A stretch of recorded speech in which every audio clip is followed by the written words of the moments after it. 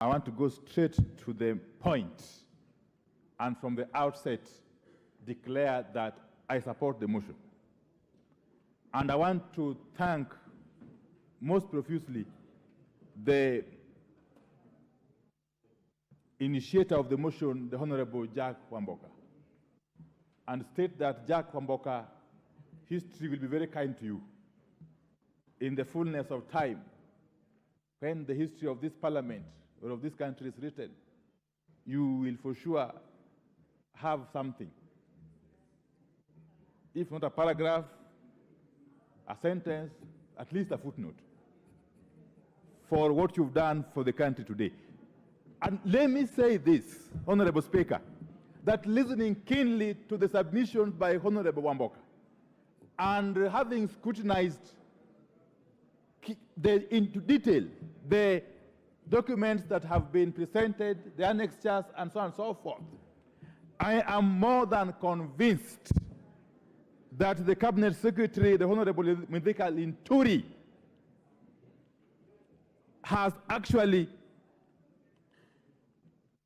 fallen short of the requirements of the Constitution as a holder of a public office. And indeed, the Honorable Jack Wamboka has clearly drawn a linkage between the conduct of Honorable LINTURI and the grounds outlined under Article 152.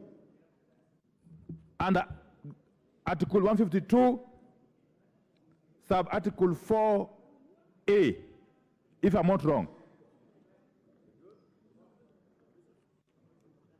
Article 152, sub-Article 6, the three grounds upon which a Cabinet Secretary may be subjected to a motion such as this one, Honorable Speaker. And I won't belabor the point. The Honorable Speaker,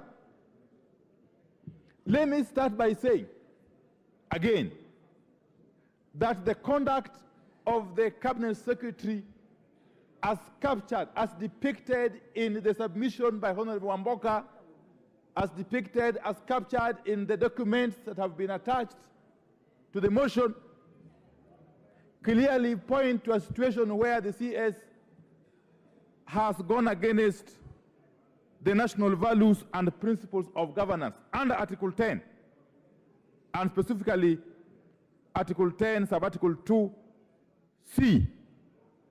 That is national values and principles of governance, including good governance, integrity, transparency, and accountability, among other things.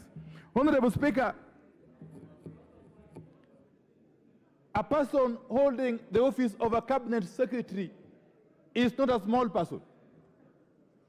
The Constitution under Article 152 provides for the Cabinet, and we all know the composition of the Cabinet. And the Cabinet Secretary is a member of the Cabinet under Article 152.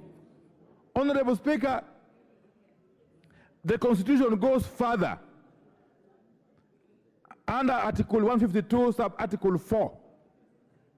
4A, that each person appointed as a Cabinet Secretary assumes office by swearing or affirming faithfulness to the people and the Republic of Kenya, and obedience to the Constitution, and so on and so forth. But it goes further at Article 153,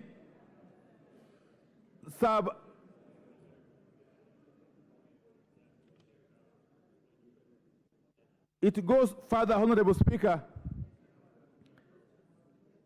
at Article 153, sub-Article 2, to state that CSS are accountable individually and collectively to the President for the exercise of their powers and the performance of their functions. Why am I saying this, Honorable Speaker? That a motion for impeachment, such as this one, is indeed a tool of the last resort all over the world.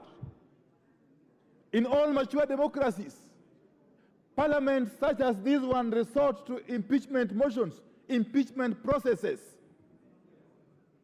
as an action of last resort.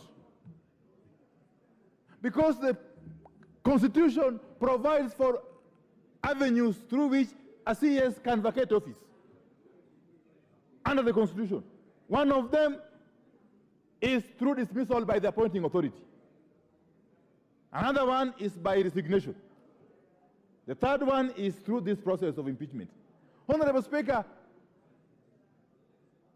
the appointing authority and Honorable Linturi could have saved the time of this House and indeed the country by doing what is necessary. Honorable Linturi by now should have actually voluntarily resigned.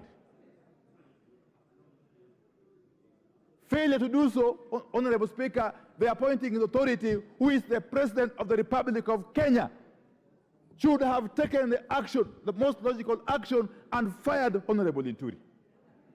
But because both Linturi and the President have failed to do what the Constitution requires them to do, this House has got a duty, therefore, under the Constitution, to take the action that it is currently contemplating taking by sending this Cabinet Secretary home, Honorable Speaker. I have looked at the issues which have been raised, Honorable Speaker. It sounds like something from Hollywood, Honorable Speaker. You may think you are watching a movie, that a whole Cabinet Secretary can storm the premises of a private company, that is Kel's Chemicals Limited, and direct, in fact, attempt to frog march the management of the company to go and participate in a press conference at the premises of NCPB and take responsibility over something that the Cabinet Secretary is culpable, directly culpable. Honorable Speaker. Honorable Speaker, food production, the matter of food security, and I wish honorable members would listen to me. The matter of food security and food production generally is a matter that touches directly on national security. And therefore, any time, any moment, there is evidence of tampering with the production of food in this country,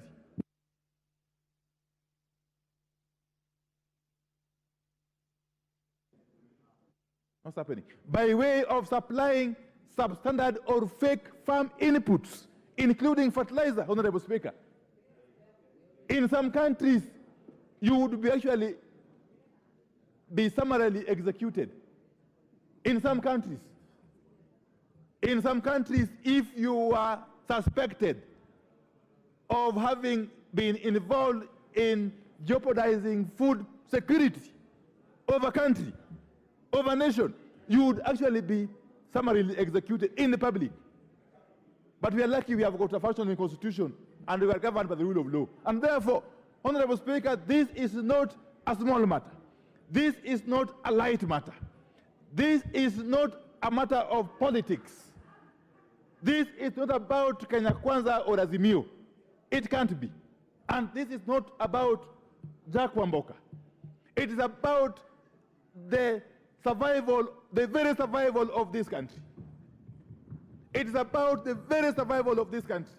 Honorable Speaker, countries that are food deficient, history has recorded, have been prone to coups and counter-coups and civil upheavals. And therefore, anybody attempting to jeopardize food production is inviting us as a country to go that direction. A hungry country, a hungry populace is a very, very dangerous populace. You cannot govern it. You cannot govern a hungry population. They can rise up against you anytime and overthrow you. So the Cabinet Secretary and his acolytes are directly responsible for attempting to subvert food production in this country. Honorable Speaker, can you imagine that the NCPB, and don't tell me that the CS doesn't get involved in the procurement by NCPB. That one you can tell the birds. Everybody who lives in this country knows how government works. The National Cereals and Produce Board is a government entity.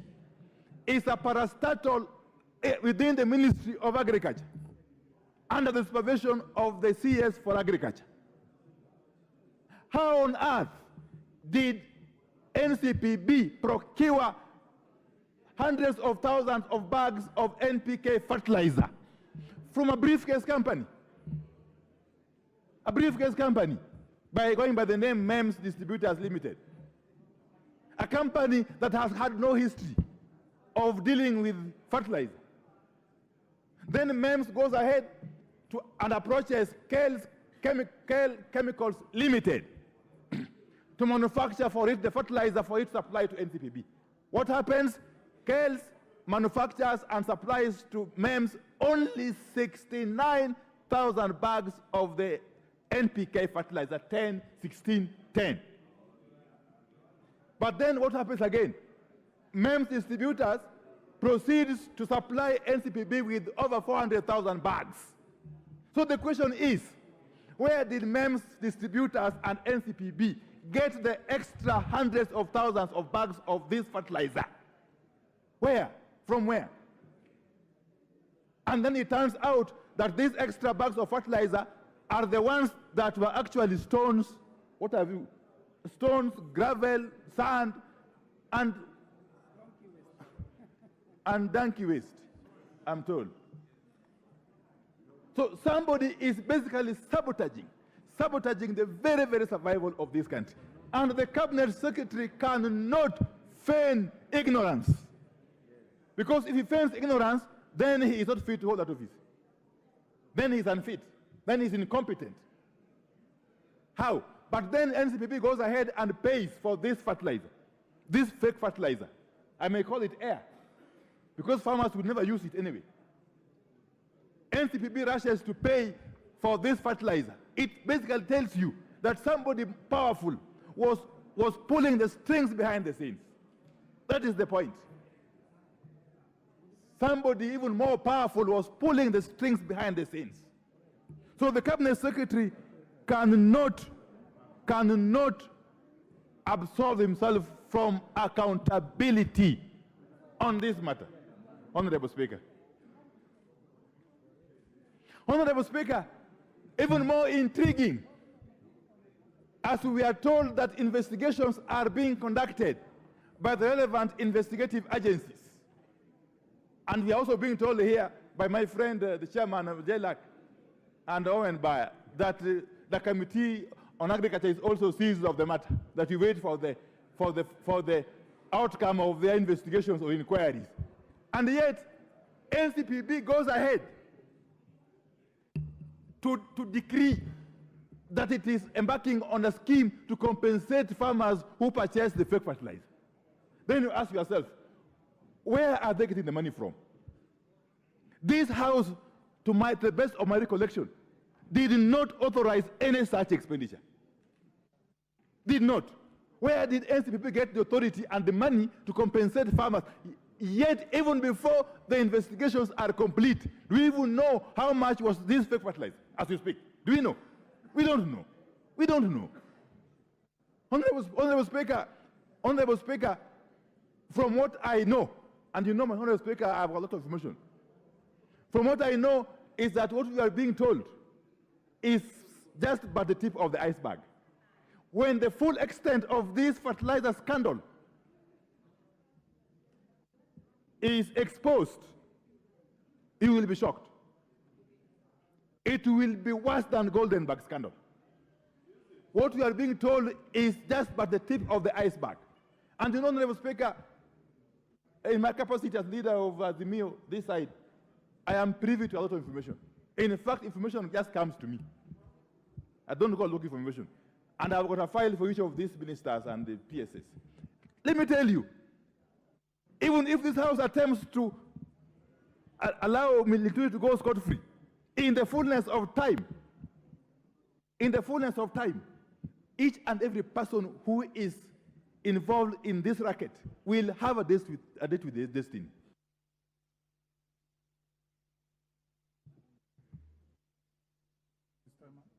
Your time is up.